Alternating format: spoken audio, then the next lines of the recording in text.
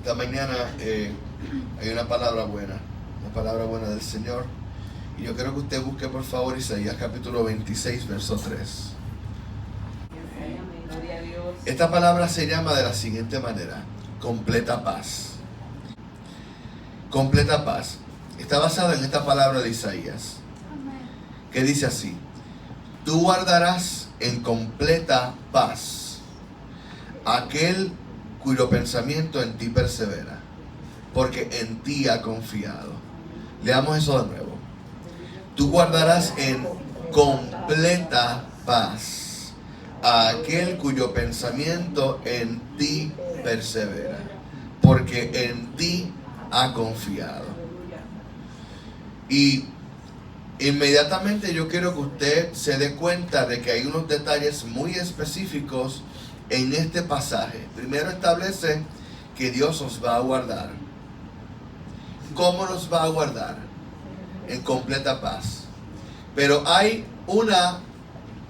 en inglés se dice un caveat, hay una razón subyacente que tiene que darse primero para que podamos experimentar la completa paz de Dios, la cual nos guarda. Y eso es que nuestro pensamiento debe perseverar en Él. Y la razón por la cual nosotros aprendemos a perseverar en Él es porque sabemos que anteriormente Él ha hecho las cosas bien para con nosotros. Por lo tanto, podemos confiar en Él. Así que, de manera genial y magistral, Isaías, en un solo verso, hizo una seguidilla de pensamientos. Los encadenó uno con el otro, los hiló uno con el otro. Y empezó de atrás para adelante. Pero en realidad, si usted viene a ver, las razones están desde el final del verso hacia el frente. Confío en el Señor porque Él ha hecho cosas buenas conmigo. Por lo tanto, eso me lleva a que mi pensamiento persevere en Él, porque sé que Él es bueno. Como consecuencia a eso, Dios promete que me va a guardar en completa paz. Pero ¿cómo funciona eso? Yo quiero establecer 5 puntos en el día de hoy. El primero es el siguiente: Dios nos guarda en paz. Dios nos guarda en paz. Y obviamente yo, maestro que soy de la sala de clases, no puedo vivir sin definiciones, ¿verdad, Poto? Uno no puede vivir sin definir, especialmente si somos maestros de idiomas. Digo Poto porque Poto es maestro de inglés también. Guardar es esconder, proteger, resguardar. Por lo tanto, como consecuencia directa, si ponemos esa pequeña definición en el texto, la paz que Dios nos promete proviene del hecho de que Dios se encarga de escondernos, protegernos, resguardarnos y de proveernos en todas nuestras necesidades. Ya nada más con eso yo puedo hacer el llamado. Yo puedo hacer el servicio aquí y hacer el llamado, porque esa es la palabra. Podemos confiar en el Señor. La hermana estaba diciendo: Dios ha sido bueno. Y yo digo amén. Dios ha sido bueno. Muy bueno. Ahora, vamos a profundizar un poquito en ese verso. Dios nos promete paz. Pero no solamente paz, sino paz sobre paz. Déjame explicar lo que estoy diciendo. En hebreo, la palabra paz se traduce como shalom. O más bien, shalom se traduce al español como paz. De ahí vienen muchos idiomas como, por ejemplo, Shlomo, que significa el Pacífico, Salomón. Salomón viene de la palabra shalom, significa el pacífico o el pacificador. Sin embargo, interesantemente, la palabra que se traduce como completa también es shalom. Eso es algo bien interesante que aprendí cuando estaba estudiando este pasaje, que completa y paz son en hebreo las mismas dos palabras, la misma palabra una detrás de la otra. Literalmente, cuando se lee en ese pasaje en hebreo, dice, tú guardarás en paz, paz. Porque en hebreo antiguo, en el hebreo arcaico de la Biblia, no había una palabra para explicar lo que era algo completo, pleno, sino a través de la palabra shalom, porque el hebreo entendía que nada estaba completo sin la paz de Dios. O sea, no había otra manera de expresar la plenitud, algo completo, si no era a través de la paz. Porque el hebreo entendía que tener paz era estar completo. ¿Me va entendiendo? Por lo tanto, completa paz, como dije, si se leyera en hebreo en esta mañana, lo cual no voy a hacer, porque no sé ni papita de hebreo, se leería como shalom, shalom. Es decir, paz, paz. De hecho, curiosamente, hasta el día de hoy, los judíos se despiden diciéndose shalom, shalom. Completa paz.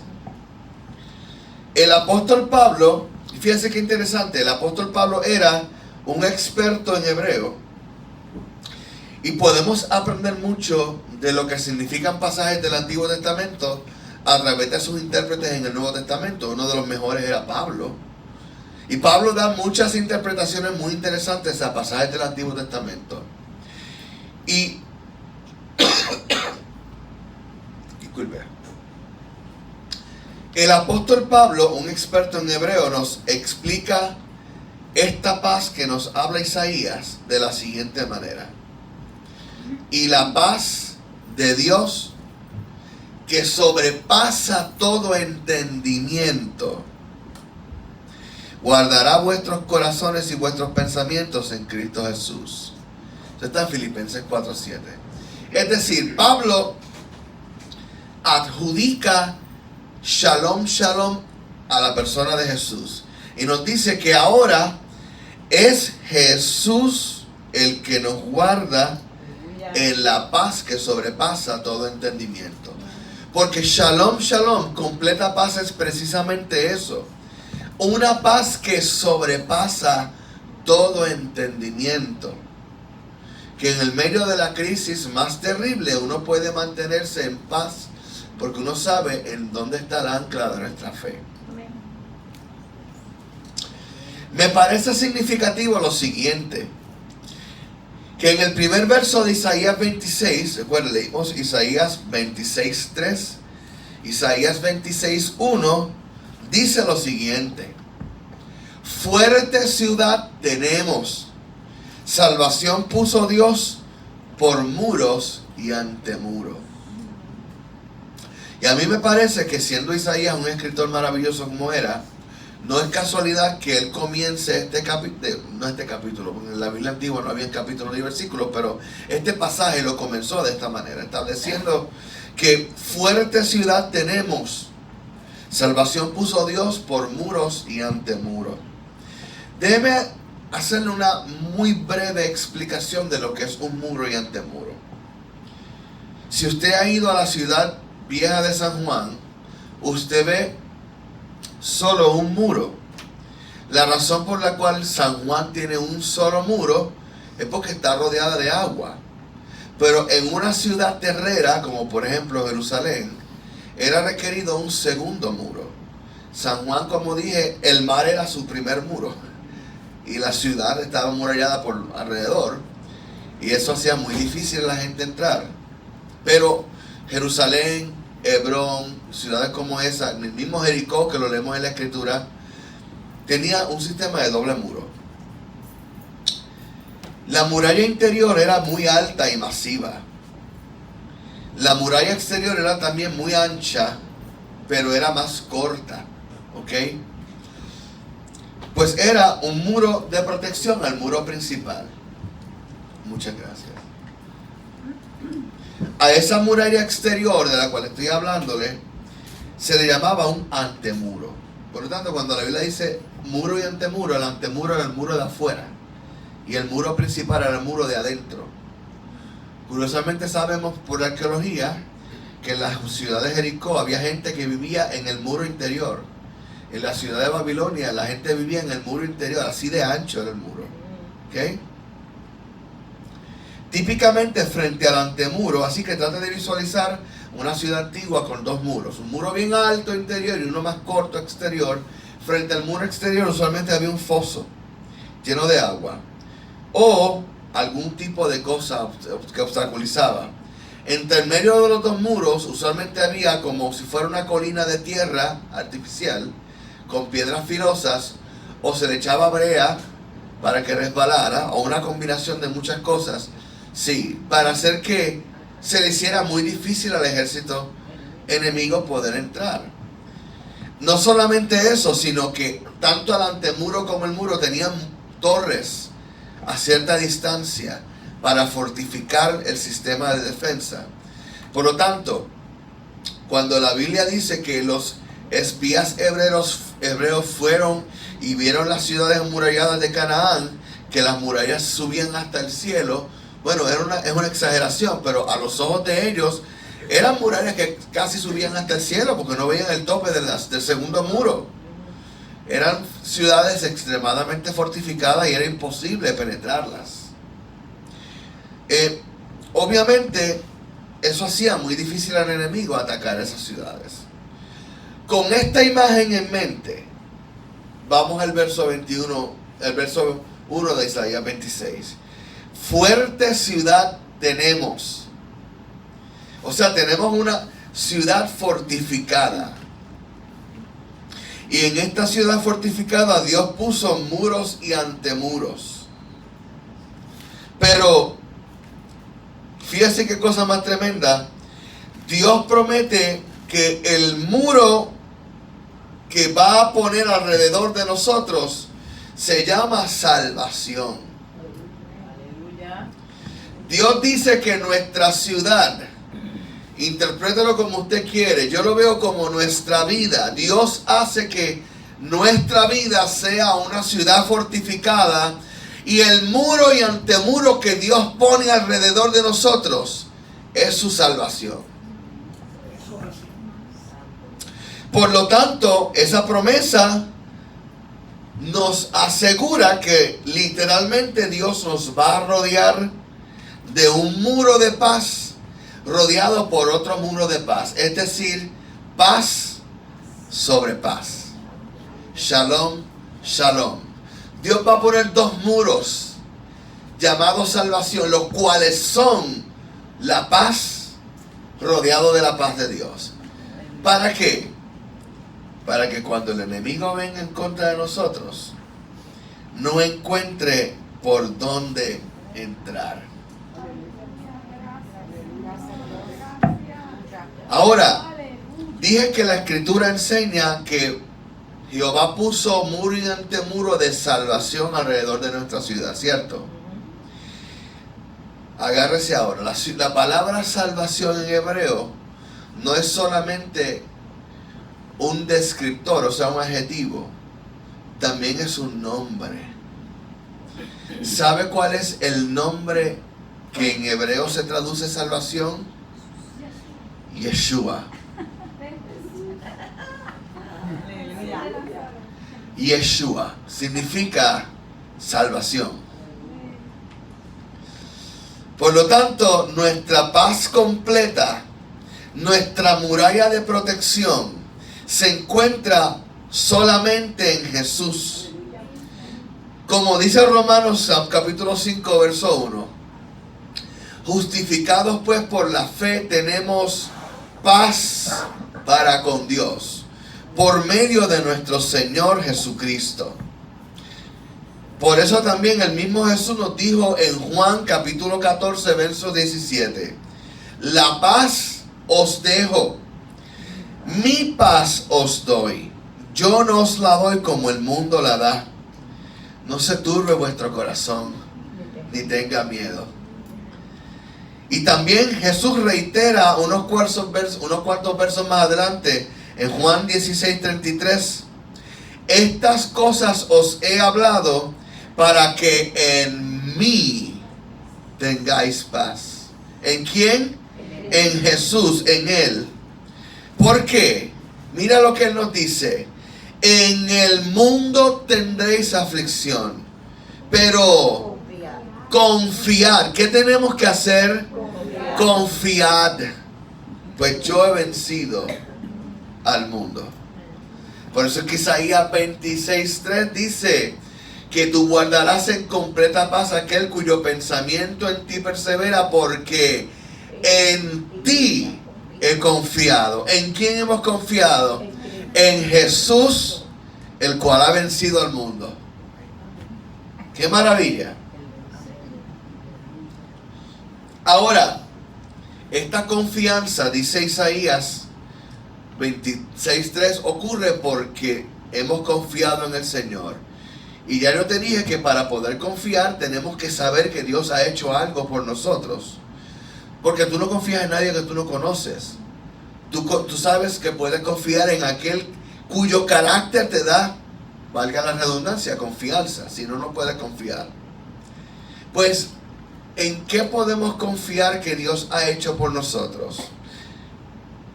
Déjame decirte lo que dice la Escritura. El Padre tuvo que castigar a Jesús, el inocente y perfecto Cordero de Dios, para que nosotros pudiéramos tener la paz. Tal como lo profetizó Isaías en el capítulo 53, verso 5, que dice: mas Él herido fue por nuestras rebeliones, molido por nuestros pecados. Sí, Señor. El castigo de nuestra ¿qué? Paz fue sobre Él, y por su llaga fuimos nosotros curados. Así que esta paz tiene un precedente y tiene una razón específica. Esto no es un cuentito de camino, ni es que se me pararon los pelos y me sentí bien. No. Mi paz está cimentada nada más y nada menos que en la muerte y resurrección del Hijo de Dios. Eso es lo que fundamenta y solidifica nuestra paz. Porque sin la muerte y la resurrección de Jesús no hay paz.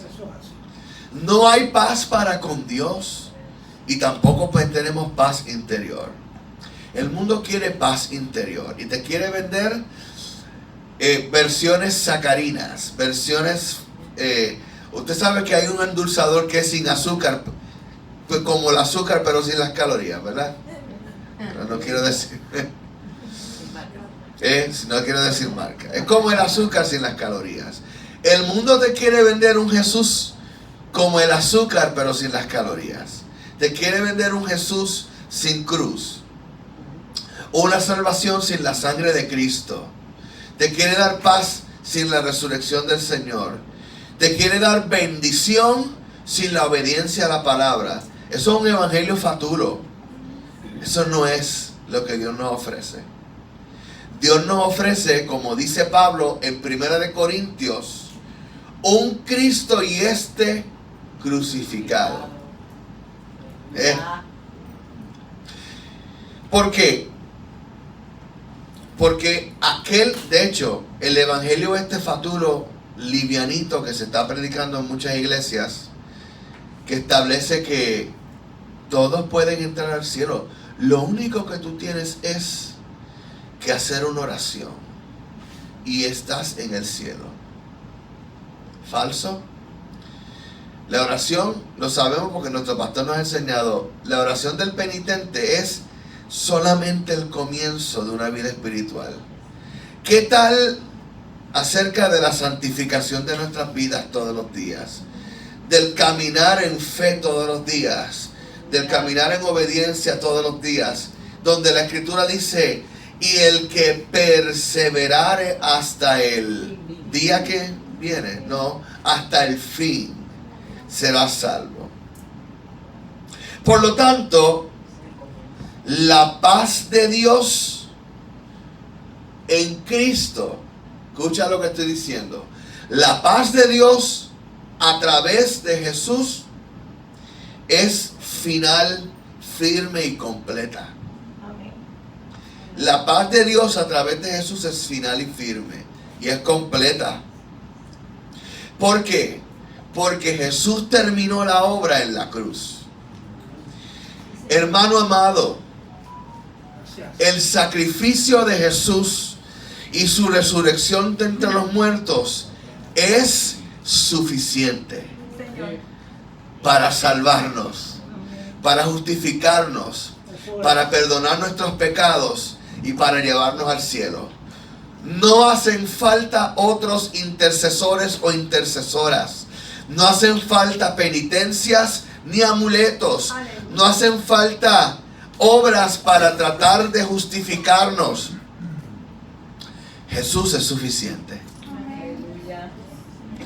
Obviamente la Escritura dice en Santiago que la fe sin obras es muerta. Pero estas obras son obras que demuestran que hemos sido salvos. Son producto de nuestra salvación. No son para ganar la salvación. Y ahí la diferencia fundamental entre el catolicismo y nosotros que somos evangélicos. Los católicos hacen buenas obras, muchas buenas obras. Pero para ellos esto es fundamental para ganarse la salvación. El creyente no tiene que ganarse nada, porque no puede ganarse nada. El que pudo ganarse la salvación se llama Jesús, y por sus méritos nosotros somos salvos. Por lo tanto, cuando yo me acerco al Padre, no me acerco por mérito propio, me acerco por los méritos de Jesús. Como dice Hebreos, a través del camino nuevo y vivo que fue hecho a través del velo, es decir, de su carne y de su sangre que fue rota. A través de ese camino accesamos al Padre. Por eso tenemos shalom, shalom. Tenemos completa paz, paz sobre paz en Cristo Jesús. Tal como lo dijo David. Voy a hacer una seguidilla de salmos, porque si hay una palabra profética en la Escritura, además de adoración, que se refiere a Jesús con poder, son los salmos.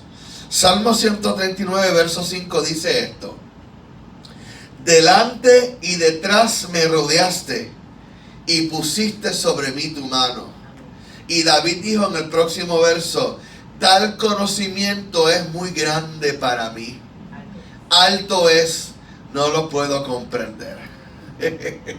Y en el Salmo 91, versos 3 al 7 añade: Él, ¿quién es Él? Jesús, te librará del lazo del cazador, de la peste destructora. Con sus plumas te cubrirá, y debajo de sus alas estarás seguro. Escudo y adarga es su verdad. No temerás el terror nocturno, ni saeta que vuele de día, ni pestilencia que ande en oscuridad, ni mortandad que en medio del día destruya. ¿Por qué? Porque caerán a tu lado 1000 y 10,000 a tu diestra, mas a ti no llegará. De esa paz es la que yo estoy hablando. Esa es la protección a la que me refiero. Pero David no se quedó ahí, porque en el Salmo 121 completo lo voy a leer, porque es una obra maestra. Dice: alzaré mis ojos a los montes. ¿De dónde vendrá mi socorro? Mi socorro viene de Jehová, que hizo los cielos y la tierra. No dará tu pie al resbaladero, ni se dormirá el que te guarda. He aquí, no adormecerá ni se dormirá el que guarda a Israel. Jehová es tu guardador, Jehová es tu sombra a tu mano derecha. El sol no te fatigará de día, ni la luna de noche. Jehová te guardará de todo mal. Él guardará tu alma. Jehová guardará tu salida y tu entrada desde ahora y para siempre. Él merece un aplauso en esta mañana. Él merece un aplauso de acción de gracias.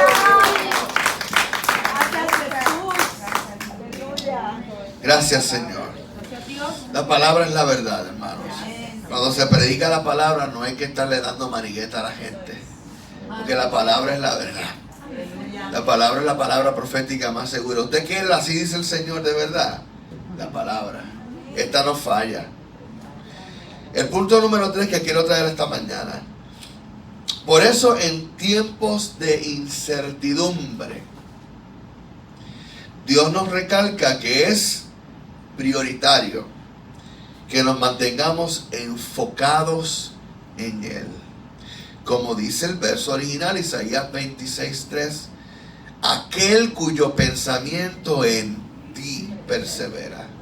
Tenemos que mantenernos enfocados en Él. Nuestro pensamiento tiene que decidir. Esto es una decisión personal. Tiene que decidir creerle a Dios, pase lo que pase, veamos lo que veamos, sintamos lo que sintamos. Pues la completa paz de Dios pues la completa paz que Dios nos da depende enteramente de nuestra decisión de enfocarnos en Él y en su palabra. Aquel cuyo pensamiento en ti persevera. Por eso David dijo en el Salmo 27, versos 1 al 6, Jehová es mi luz y mi salvación. ¿De quién temeré? Jehová es la fortaleza de mi vida. ¿De quién he de atemorizarme? ¿Te das cuenta de las decisiones que David está tomando ahí? Él está diciendo, me pueden rodear los ejércitos, pero yo voy a decidir creerle a Jehová. Es más, en el próximo verso, el verso 2 dice lo siguiente: cuando se juntaron contra mí los malignos, mis angustiadores y mis enemigos para comer mis carnes, ellos tropezaron y cayeron. Aunque, esta es la decisión, escucha, aunque un ejército acampe contra mí, no temerá mi corazón. Aunque contra mí se levante guerra, yo estaré confiado. Pero ¿en qué está confiado David? ¿En qué está confiado David? Fíjate esto. David nos establece un paradigma de confianza. Cuando hablo de un paradigma, los paradigmas son marcos de referencia. En la educación lo llamamos marcos contextuales, ¿verdad? Esto es una clase de educación, pero los currículos se construyen basados en el marco contextual. El contexto que rodea lo que estamos haciendo o diciendo. David nos está dando un marco de referencia. Yo voy a confiar en Jehová, aunque el ejército acampe contra mí, aunque el ejército rodee la ciudad, yo voy a estar confiado en el Señor. Pero ¿qué es lo que le da a David esa confianza? Vamos a leer los próximos versos de ese salmo. Versos 4 al 6. Una cosa he demandado a Jehová, esta buscaré. ¿Qué va a hacer David? Buscar eso que le ha pedido a Dios. ¿Y qué le ha pedido a Dios? Que esté yo en la casa de Jehová todos los días de mi vida. ¿Para qué?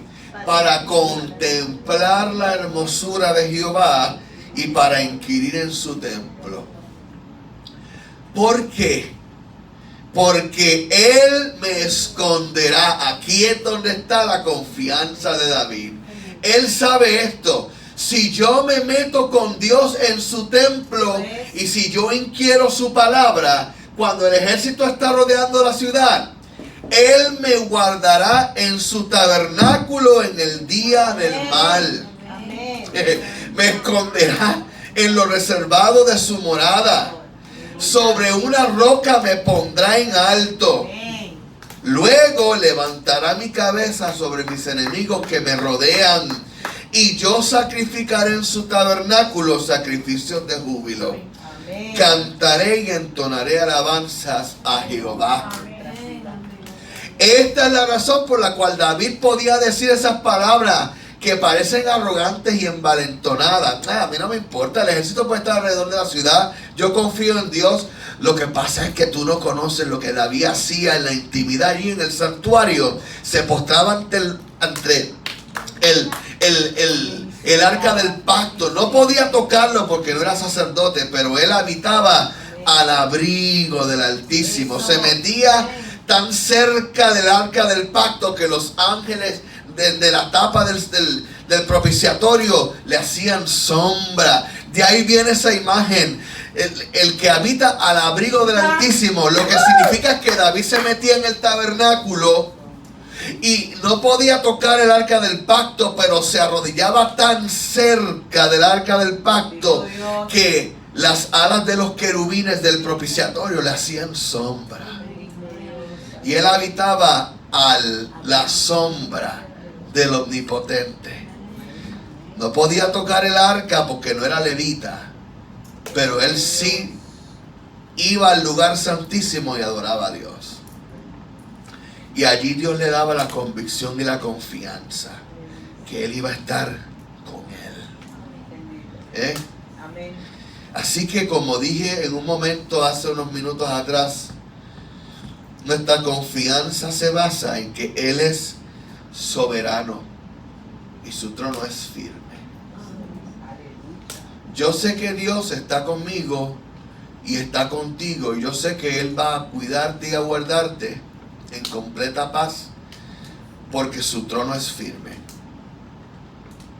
En una ocasión, yo creo que en una de las enseñanzas de los miércoles de hace muchos meses atrás, yo hice un comentario que en el cielo hubo un golpe de estado. El pastor Santos me corrigió y me dijo: hubo un intento.